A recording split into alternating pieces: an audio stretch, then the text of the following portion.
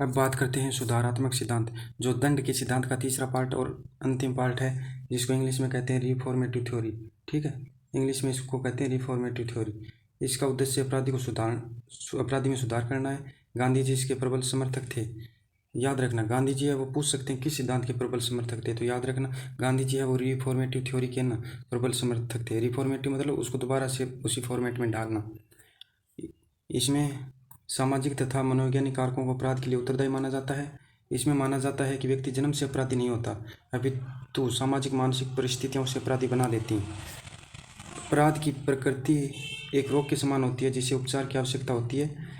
यह सिद्धांत है जो रिफॉर्मेटिव थ्योरी है ना, वो मृत्युदंड को स्वीकार नहीं कर सकता।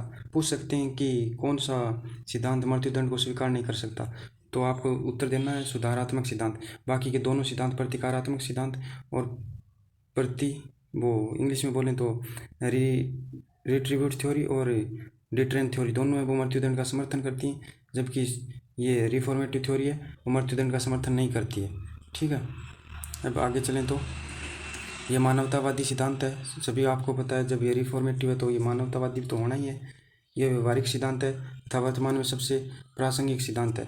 अब बात करते हैं इस सिद्धांत के प्रमुख दोषों की। इस सिद्धांत के प्रमुख दोष, सुधारात्मक सिद्धांत है, ये पहली बार जो बालक अपराध करता है उस पर लागू नहीं होता तथा कठोर पेशेवर अपराधियों पर लागू नहीं होता। और जो तीनों सिद्धांत है ना, सुधारात्मक सिद्धांत है, उनमें मानवतावादी है तीनों सिद्धांतों में, और सबसे प्रासंगिक भी यही है।